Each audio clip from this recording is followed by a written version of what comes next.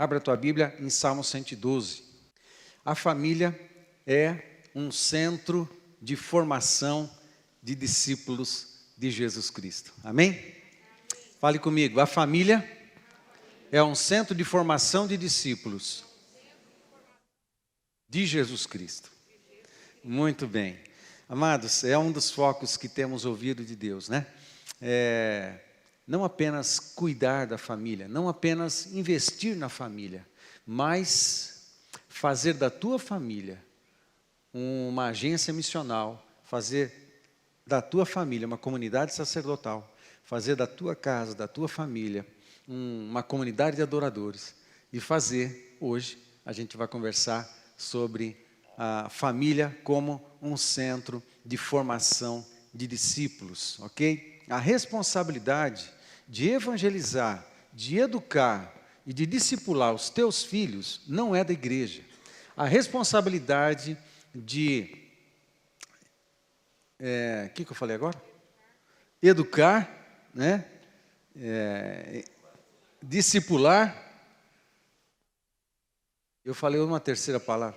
Ensinar, educar, discipular. Ensinar, educar, discipular os teus filhos é do papai e da mamãe, ok? Não é do pastor, não é do ministério infantil, não é dos irmãos aqui da igreja, porque não dá para a gente fazer isso só no domingo à noite, na classinha de crianças. Você, papai, você, mamãe, é responsável por fazer dos teus filhos discípulos de Jesus Cristo. Mas isso é um encargo maravilhoso. Isso não é um peso, isso não é algo que faz a gente sofrer. Isso é um grande privilégio. No esforço de discipular os nossos filhos, a gente cresce, a gente confirma o nosso sacerdócio, a gente confirma a nossa liderança em nossa casa, a gente é exemplo para os nossos filhos, nós temos a grande satisfação de, junto com a família, a gente passar tempo junto e compartilhando coisas de Deus. Isso é uma coisa maravilhosa. E essa responsabilidade está sobre cada um de nós. Eu tenho a responsabilidade diante de Deus, honestamente, quando a gente se apresentar lá diante do Senhor, Ele não vai perguntar para mim em primeiro lugar, porque nós prestaremos contas, amados, nós todos prestaremos contas a Deus. Não é legal isso? Não é legal? Isso é tremendo, né? A cultura da prestação de contas, isso aí veio do céu, tá? Isso ninguém inventou aqui na terra isso. Um dia nós estaremos diante do Senhor e todos nós prestaremos conta de muitas coisas. Nós prestaremos conta das oportunidades que Ele nos deu na vida, ok? Sempre é possível pedir perdão e começar de novo, mas a gente vai ter que dar conta, né, das oportunidades que Ele nos deu, a gente vai ter que dar conta para Ele dos talentos que Ele entregou para nós, como é que eu usei, se eu usei esses talentos para edificar pessoas, abençoar pessoas, a gente vai ter que dar conta dos dons. Não conversamos isso ontem, jovens? Amém? Conversamos, jovens? Amém? Né? A gente vai ter que dar conta, e a gente vai chegar lá diante de Deus, Ele vai perguntar, olha, eu disponibilizei para você poder, eu disponibilizei para você graça, disponibilizei para você dons espirituais, que são pequenas porções de Cristo, pequenas porções de virtudes e capacidades de Jesus Cristo, para você ser um instrumento na minha mão para abençoar outras pessoas. Eu já carreguei você desses poderes, dessa graça, dessa manifestação sobrenatural que manifesta a virtude de Jesus Cristo. O que você fez com essas graças todas que eu entreguei para você? A gente vai ter que dar conta disso, né? A gente vai fazer isso. Isso é muito legal. Isso é muito bênção mesmo. É muito bênção, é coisa séria. O céu é coisa séria, o reino de Deus é coisa séria, igreja é coisa séria, vida espiritual, vida com Deus é coisa séria, né? E a gente vai ter que dar conta. Mas eu acredito que a primeira pergunta que Deus vai fazer com a gente foi assim: e a tua casa, Paulo? A tua casa, vem aqui, presta relatório, como é que você cuidou da tua esposa? Como é que você discipulou os teus filhos? Como é que você testemunhou de Jesus para eles?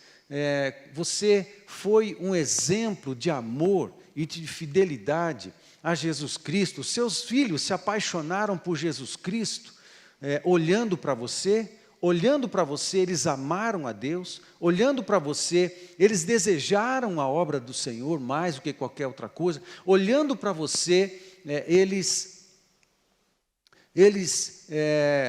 se interessaram pelo chamado, se interessaram pela palavra de Deus, olhando o quanto você ama a palavra de Deus, eles também se apaixonaram pela palavra de Deus, olhando para você, o quanto você ora, o quanto você gasta investe tempo na presença de Deus, olhando você orar, percebendo, agora o papai está orando, agora o papai está conversando com Deus, agora a mamãe está no tempo dela com Deus, olhando para vocês, eles também se tornaram homens e mulheres de oração. A gente vai precisar dar conta disso. Se você não é casado e você é jovem, você pode já construir essa cultura dentro da tua vida, dentro do teu coração, dentro da tua mente, porque nós temos a nossa casa como nosso primeiro campo missionário, os nossos filhos são os nossos primeiros alvos, a nossa esposa, a sua esposa, eu a minha,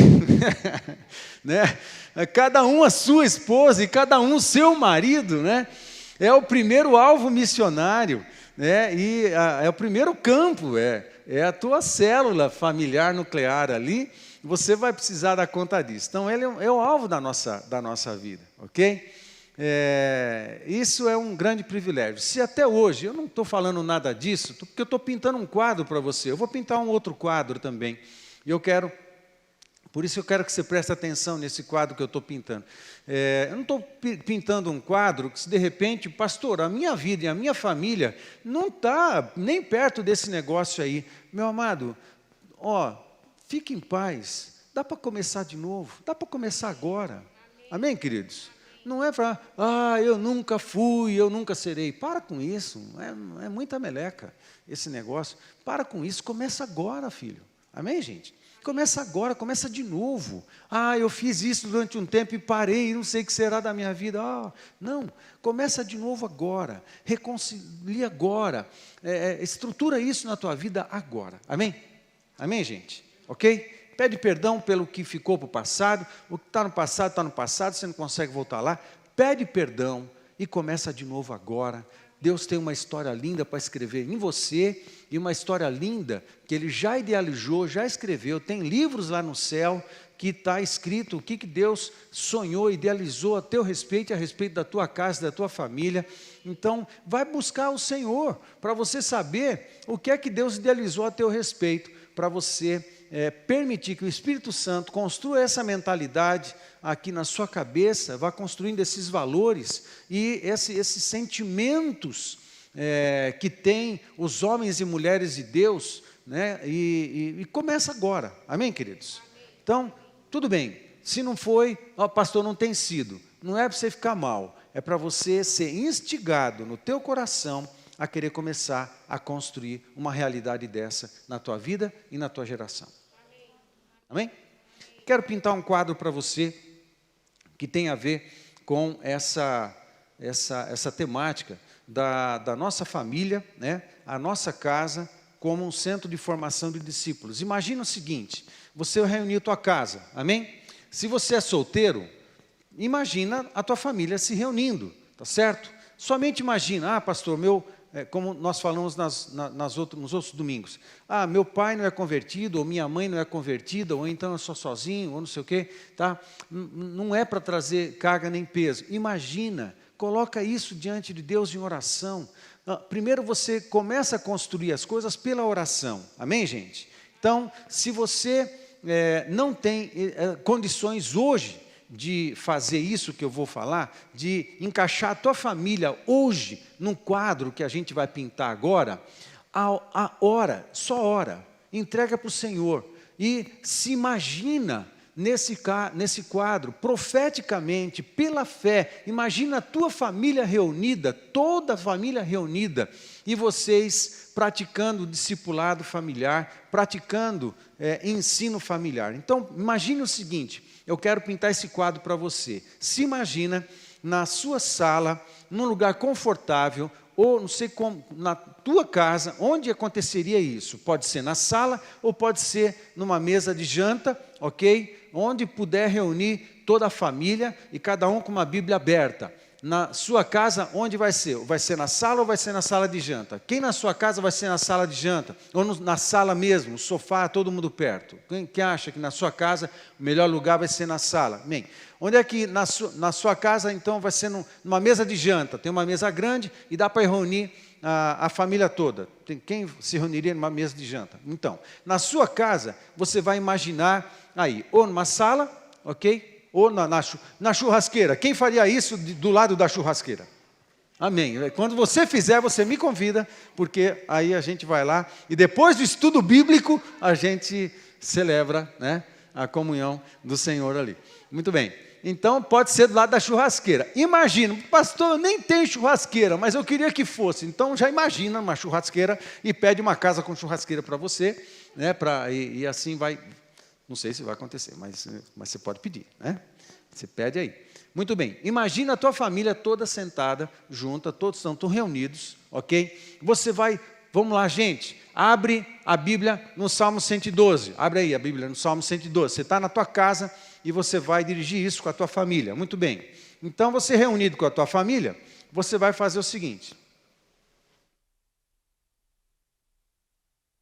Assim, gente, vamos ler o Salmo 112? Vamos? Então vamos ler e depois a gente vai bater um papo, tá certo? A gente vai conversar. O texto que eu coloquei aqui na tela é da versão NVT, nova versão transformadora, uma versão que eu estou gostando muito de ler, essa versão da Bíblia, é uma versão nova, você encontra nas boas livrarias evangélicas, né?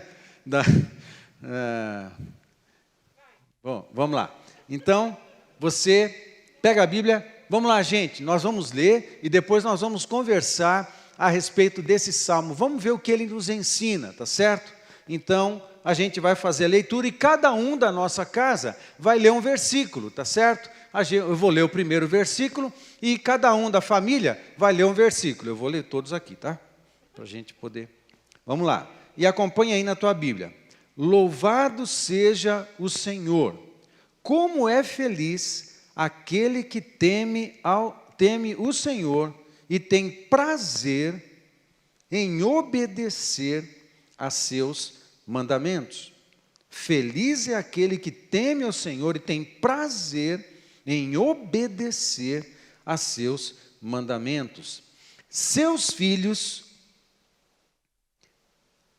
amém? Está falando de casa. Seus filhos serão bem-sucedidos em toda a terra. Uma geração inteira de justos será abençoada. Em sua casa haverá riqueza e prosperidade, e suas boas ações permanecerão para sempre. A luz brilha na escuridão para o justo.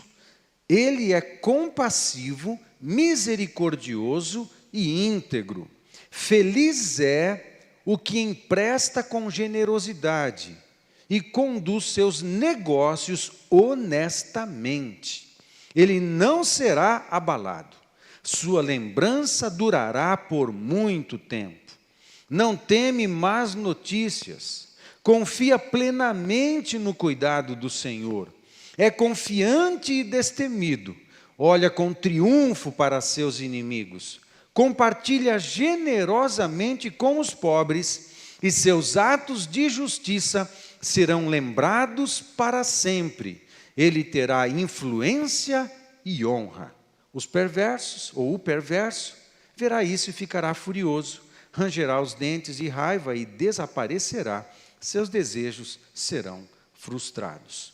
Acabamos de ler o Salmo, amém, gente? Acabamos de ler o Salmo, ok. Já que cada um da família está com um material na mão, tem várias Bíblias de estudo aqui entre a família, ok? Então, por quê? Porque a família investe no estudo bíblico. Amém?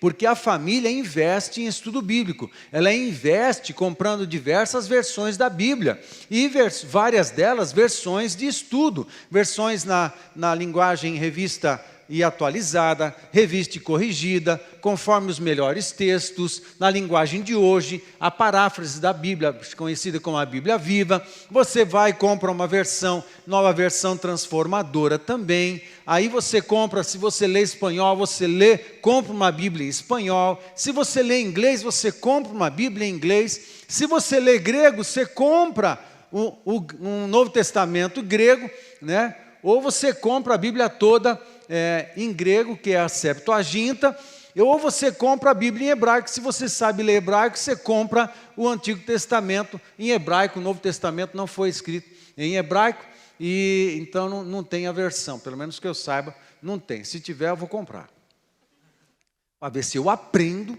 hebraico, né? Não é porque eu sei, né? Para ver se me ajuda a aprender essa língua também.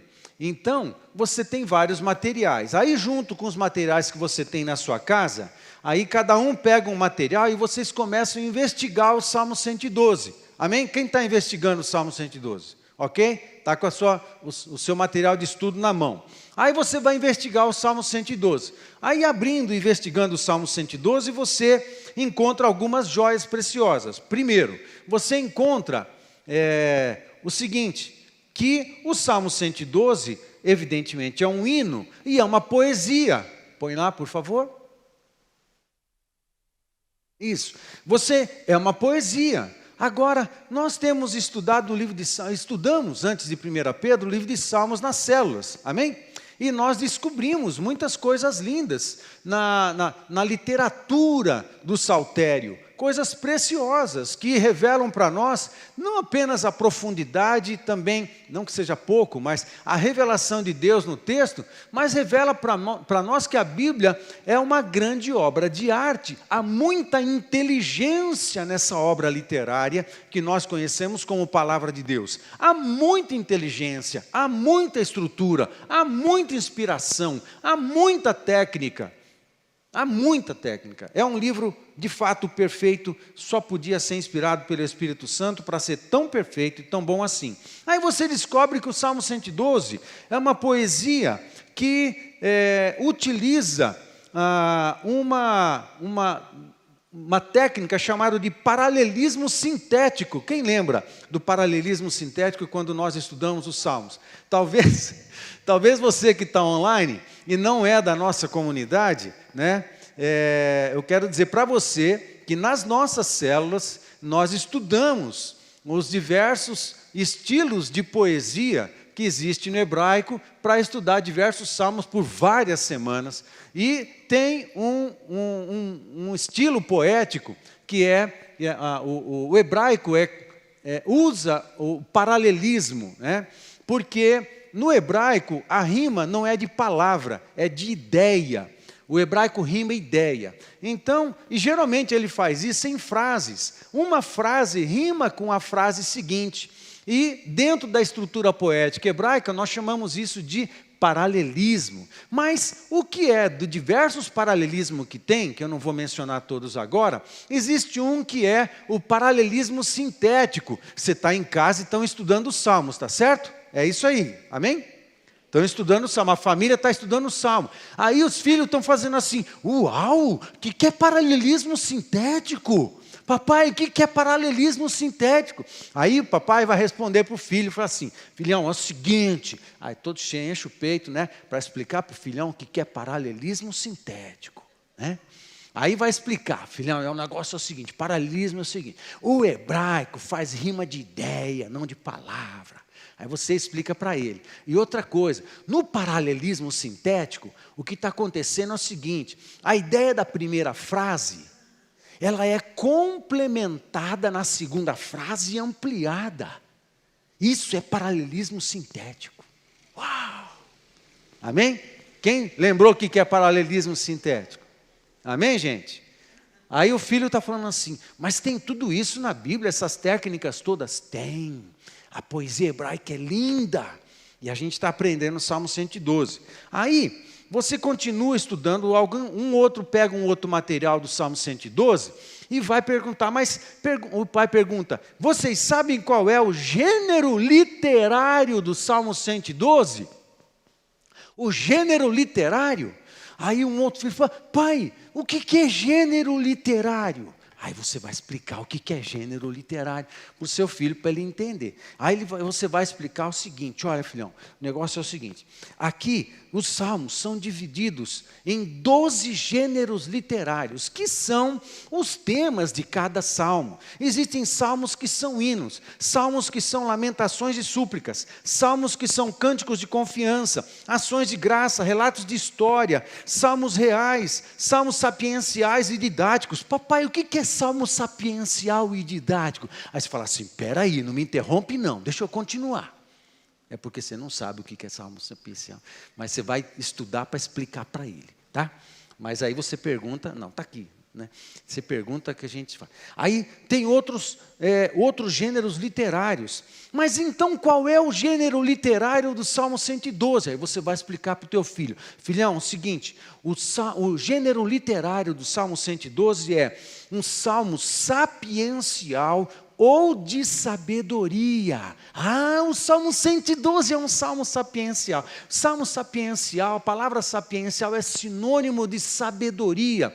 Ou, todos os salmos de sabedoria compartilham conosco instruções e princípios de sabedoria para a vida, para que a gente consiga viver na nossa vida, uma vida em abundância, uma vida em comunhão com o Senhor. As sabedorias dos salmos sapienciais, quando aplicadas na vida, quando aplicadas na família, vai produzir bênçãos, vai produzir saúde, vai produzir bem-estar, vai produzir bem-aventurança, vai produzir alegria, vai produzir comunhão.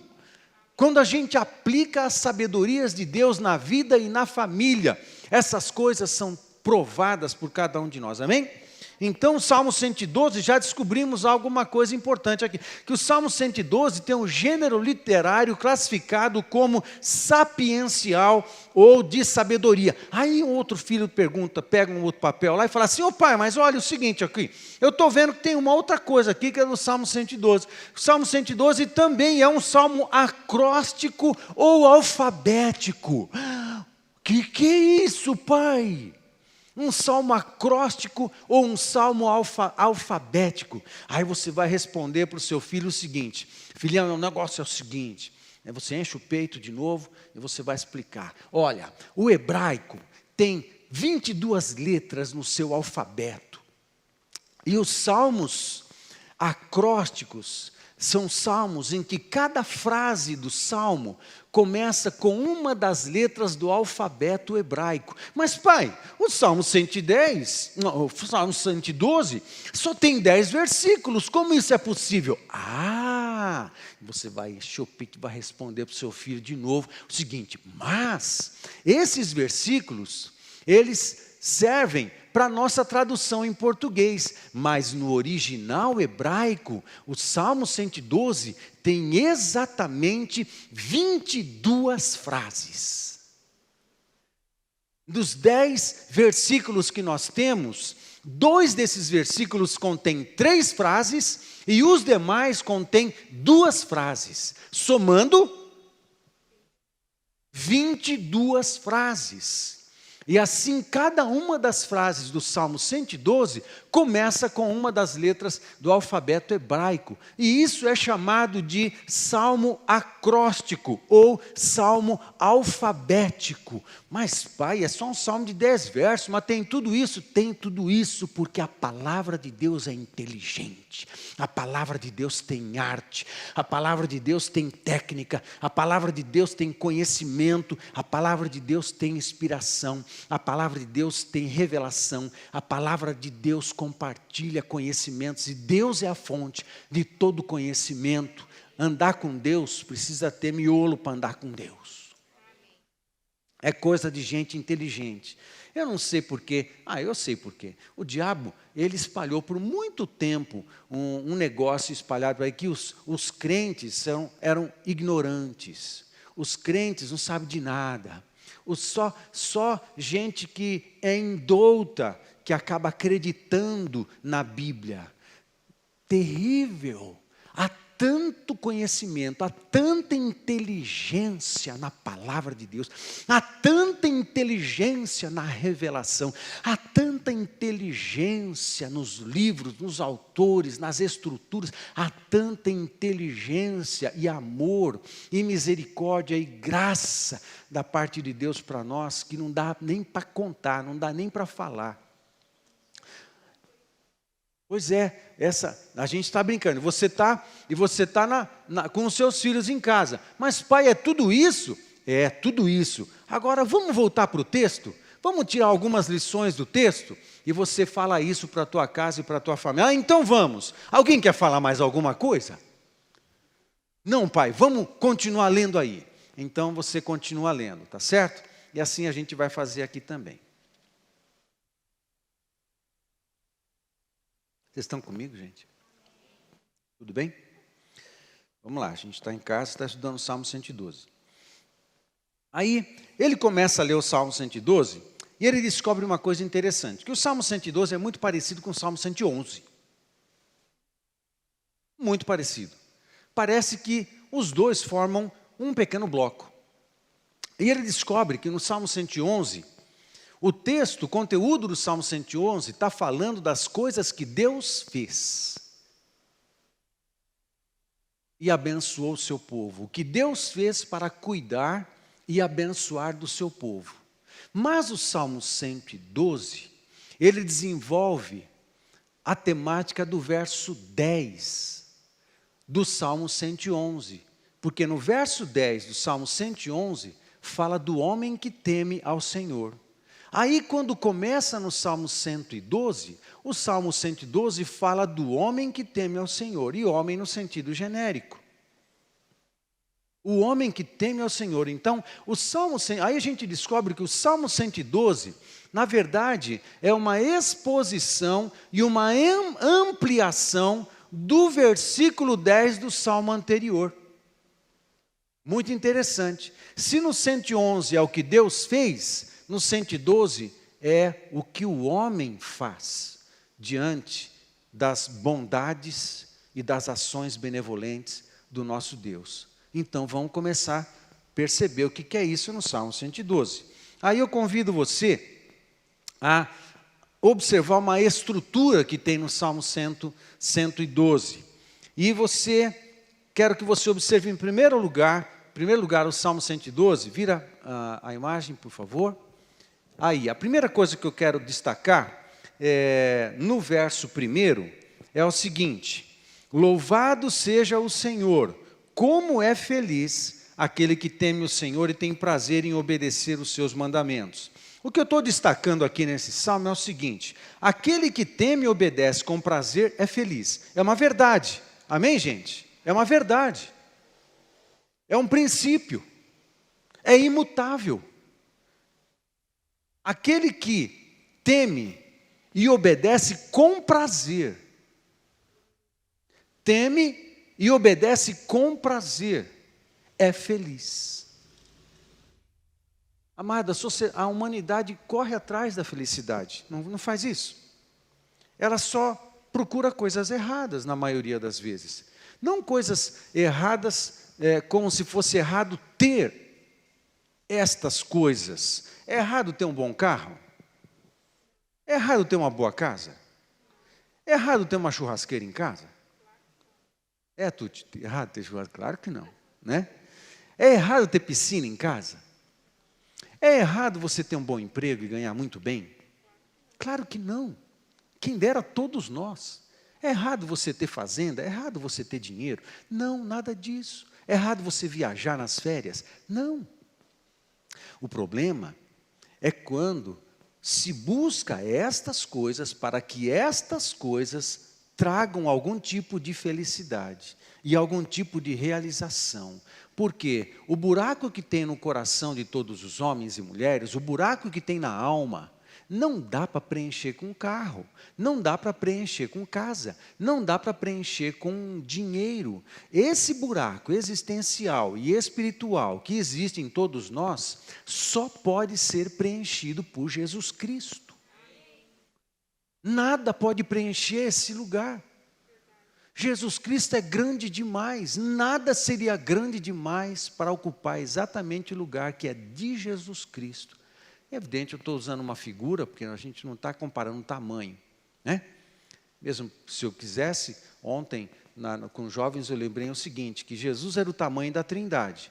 E, na palavra de Deus, em Isaías, fala que o universo cabe na palma da mão de Deus, e a gente está falando de pelo menos 15 bilhões de anos-luz de espaço. 15 bilhões de anos-luz de espaço. Tudo isso cabe na palma da mão de Deus. E Jesus era o tamanho da Trindade. Como é que ele cabe no nosso coração? O vácuo que ficou em nós, que só pode ser preenchido por Jesus, nada mais pode preencher. Amém, queridos? Então, o homem só será feliz de verdade quando Jesus estiver na sua vida e ele estiver na vida de Jesus. Jesus é que dá sentido a tudo, Jesus é que dá sentido para a vida, Jesus é que dá sentido para o viver, Jesus é que dá sentido para a família, Jesus é que dá sentido até para o ter.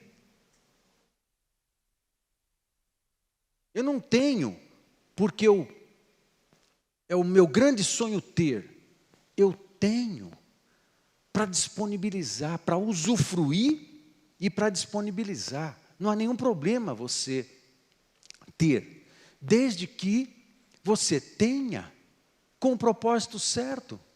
E você tem até para disponibilizar para Jesus. A gente costuma pensar o seguinte, o que você não pode dar, tem você. Você só pode dar o que você tem. Quem tem o quê? É o carro que me tem? Ou sou eu que tenho o carro? Né? Quando eu é que tenho o carro e não o contrário, eu dou.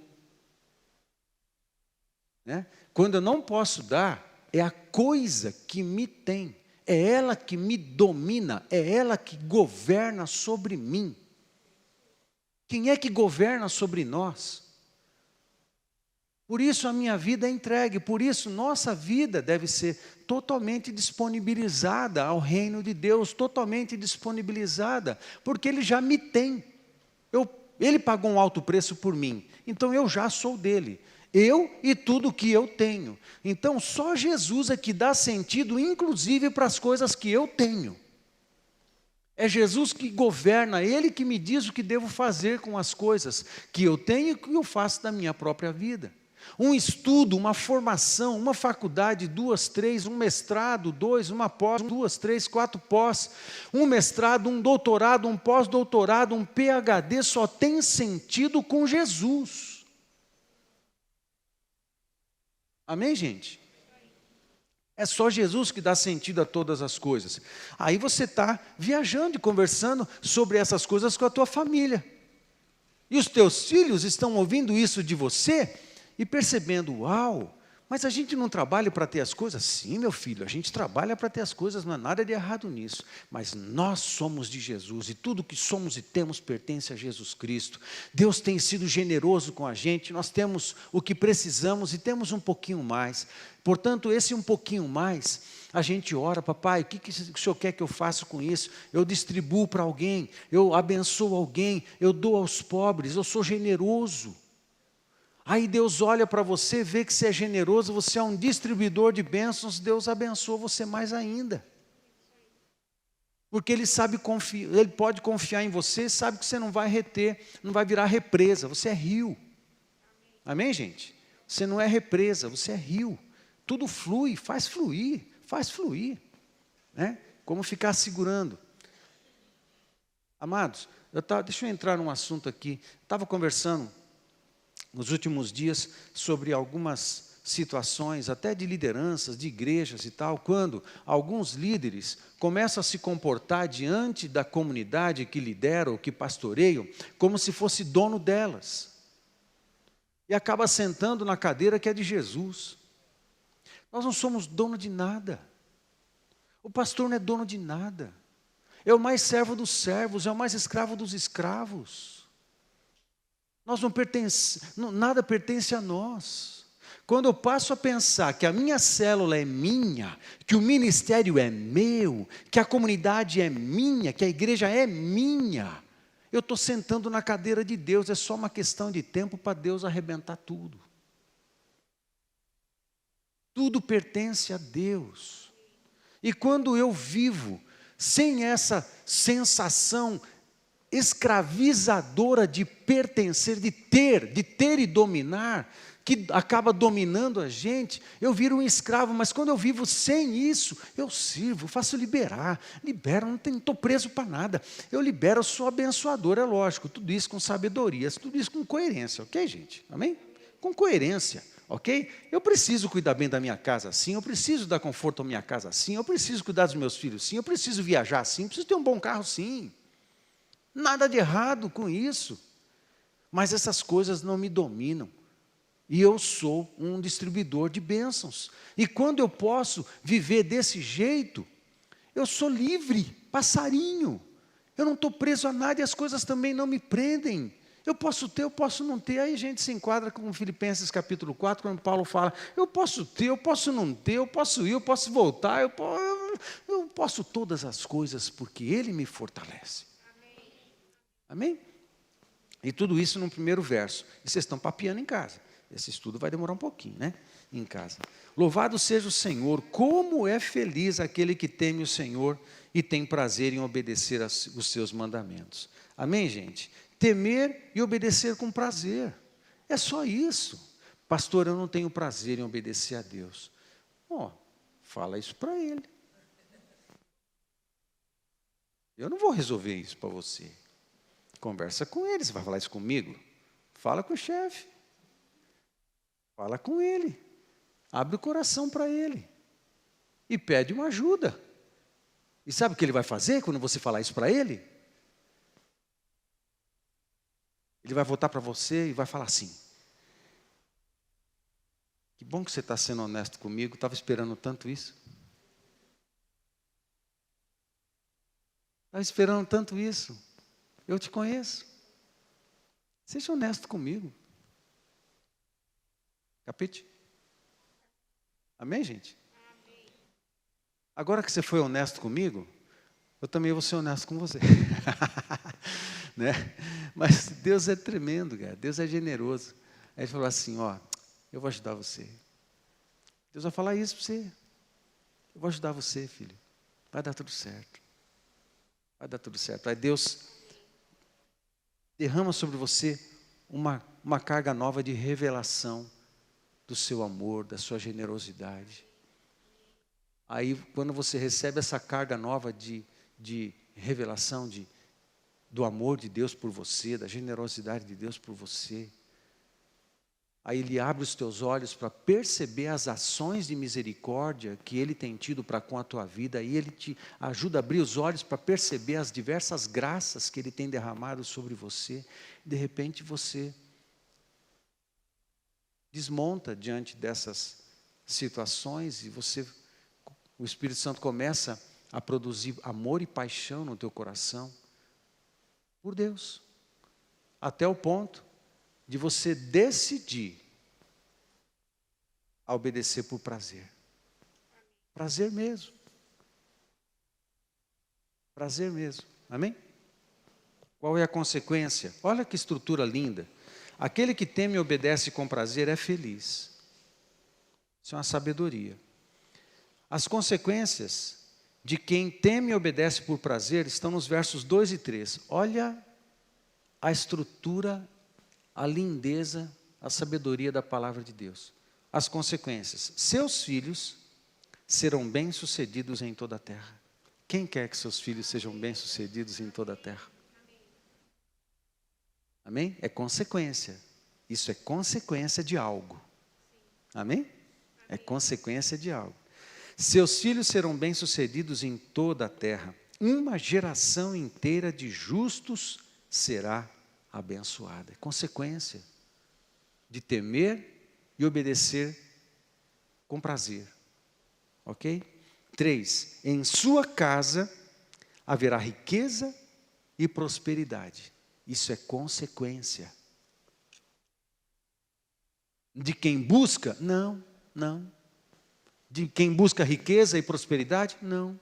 É consequência de temer e obedecer com prazer. Amém, gente? Mas eu trabalho tanto, pastor, e não tenho. Com Deus, as coisas são mais fáceis. Elas fluem. Amém, gente? A gente tem que buscar Deus em primeiro lugar.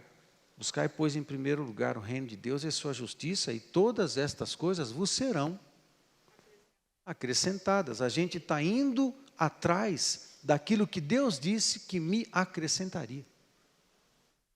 A gente está pegando atalho, indo pelo lado errado.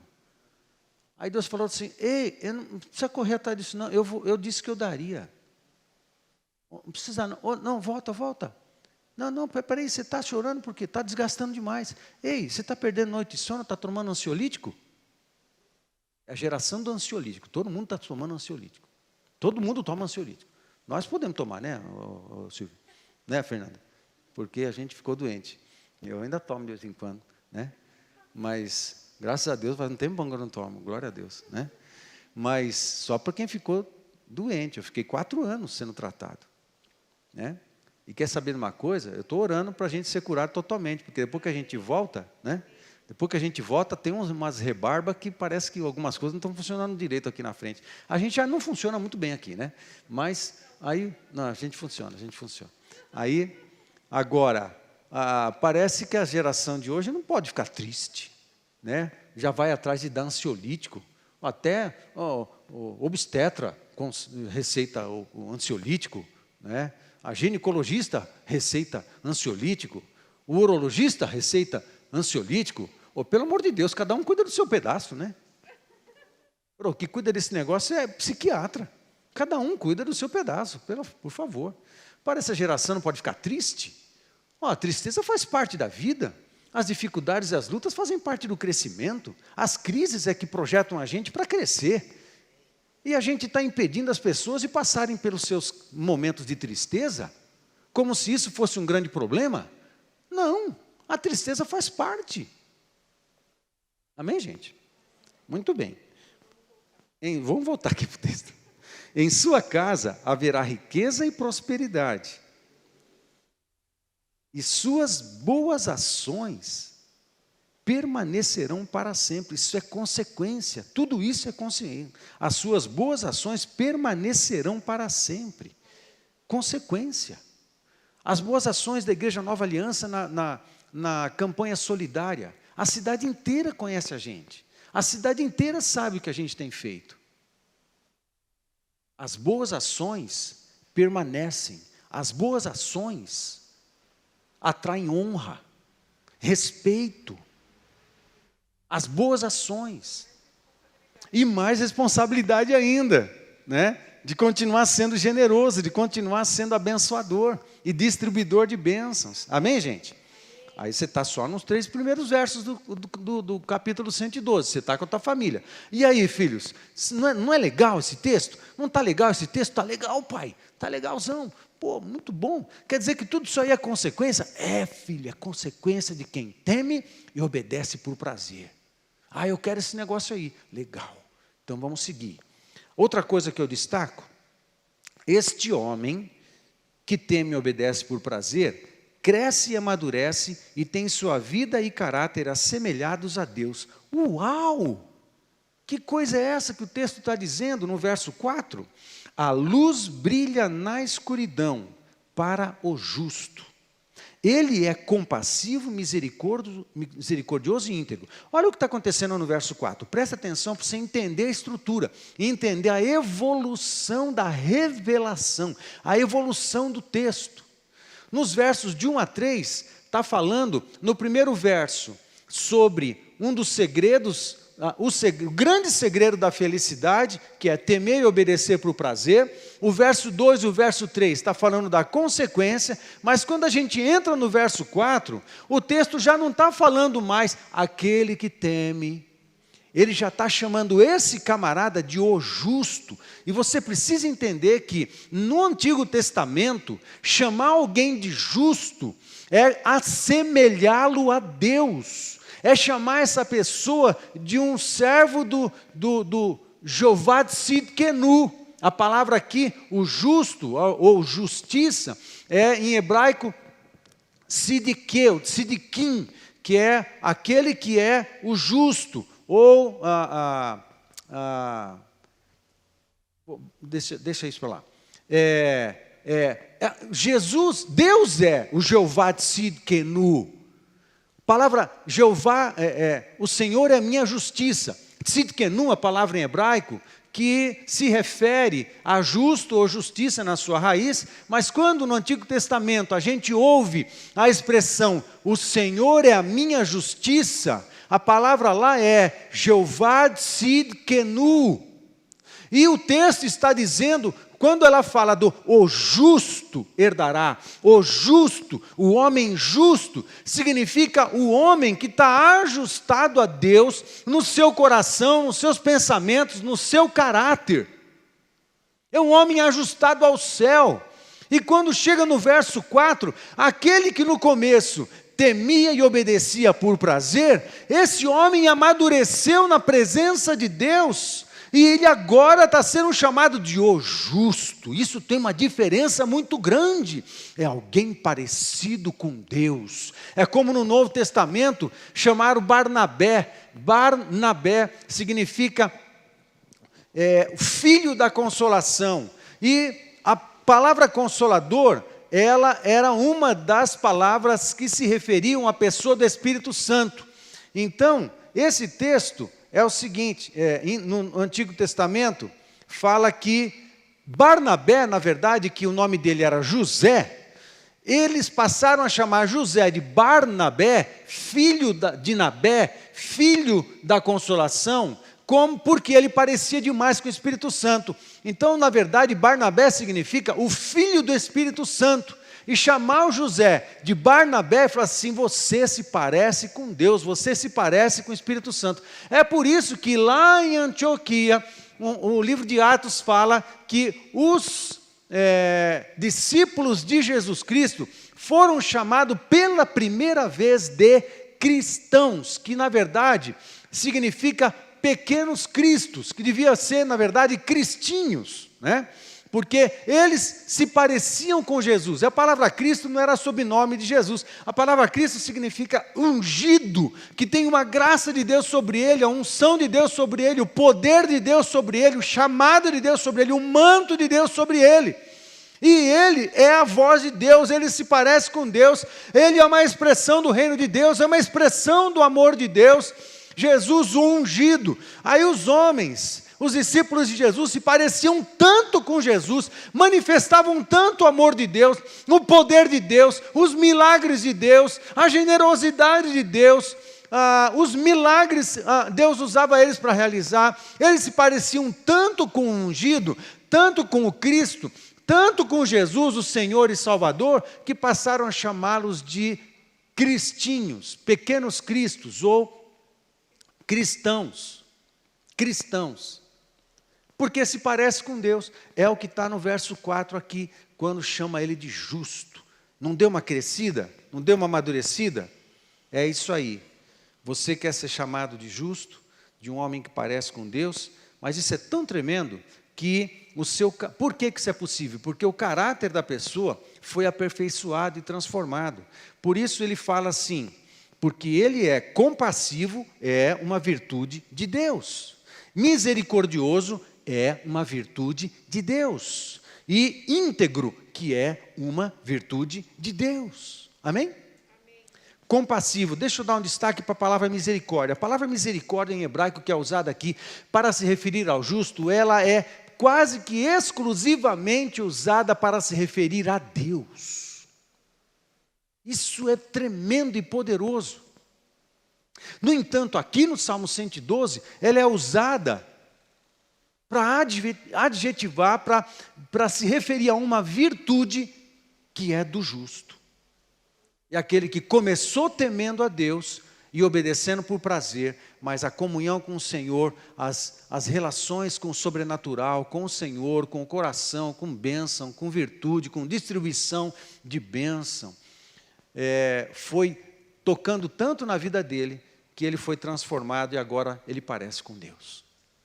Amém, gente? Isso no verso 4.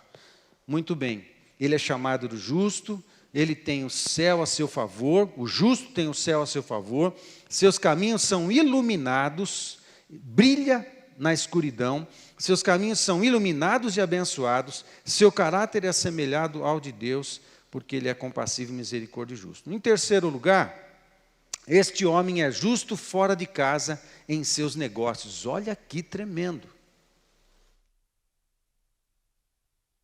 E a geração, os filhos, veem isso. No verso 5 diz assim: feliz é o que empresta com generosidade e conduz seus negócios honestamente. Ok? Ele está em casa, cuidando da sua casa, mas fora de casa, ele também dá testemunho de quem ele é. Ele também dá testemunho da sua justiça. Porque se ele fala a verdade aos filhos, no emprego ele fala a verdade também. Na empresa fala a verdade também. Entre os funcionários fala a verdade também.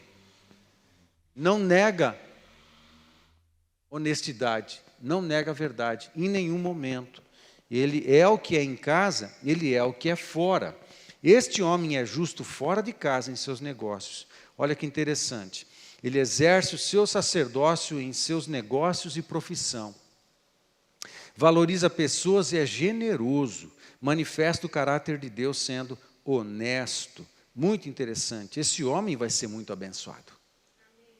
Talvez ele não ganhe tanto dinheiro quanto alguns que de maneira ilícita ganham. Mas o ganho debaixo da bênção de Deus, ela é tremenda, ela é abençoadora, ela multiplica, ela traz paz, ela traz tranquilidade, você chega em casa de noite e você dorme, e ainda tem o suficiente para distribuir para as pessoas. Mas a riqueza que é adquirida por impiedade, com ilicitude, está na mão do diabo. Agora fala para mim, o diabo é bom patrão? Porque o que o diabo faz é o quê? Aquilo que ele dá, por causa de pecados e ilicitudes, ele vem cobrar e ele vem cobrar rapidinho. Agora, o que Deus dá, porque a gente o teme e o obedece por prazer, porque somos justos, homens e mulheres, justos, o que Deus dá, Deus dá. Generosamente, generosamente, generosamente. É Pai, Ele é Pai. Ele não pede para nós nada que antes Ele já não tenha dado. Quando Ele pede a nossa vida, antes Ele entregou Jesus, Ele entregou o Filho, o próprio Filho. Amém? Aí, o verso 5 fala disso. Qual é a consequência? Olha que interessante. Qual é a consequência dele ser honesto fora de casa, nos seus negócios? A consequência está no verso 6, 7 e 8. Ele não será abalado. Não será abalado. Pode vir crise, pode vir luta, pode vir pandemia, pode vir crise econômica, pode vir o que for, não importa. Ele não será abalado. É consequência de quem é justo fora de casa, nos seus negócios. Ele não será abalado. Verso 6. Sua lembrança durará por muito tempo. Não só não será abalado, a sua vida será um testemunho de Deus e de Jesus Cristo por muitas gerações. Verso 7. Não teme más notícias. Confia plenamente no cuidado do Senhor. Está todo mundo desesperado? Não, eu estou tranquilo. Estou tranquilo. Deus está cuidando de nós. Como você tem certeza? Cara, é meu Pai. Eu conheço meu pai. Meu pai cuida de nós. Você não tem essa certeza, não? Como assim? Não tem? Então deixa eu apresentar a você uma pessoa. Amém? Chama Jesus Cristo. Ele é o Filho. Você pode ser filho também. Ok? Não teme más notícias. Confia plenamente no cuidado do Senhor. É confiante e destemido. Todo mundo amedrontado? Não. É confiante e destemido. Olha com triunfo para seus inimigos. Amém, gente?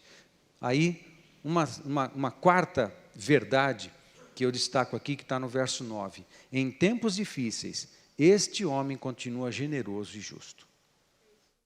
Porque se ele vive pelos padrões do céu, se ele vive pelo regime do céu, se ele vive, ok?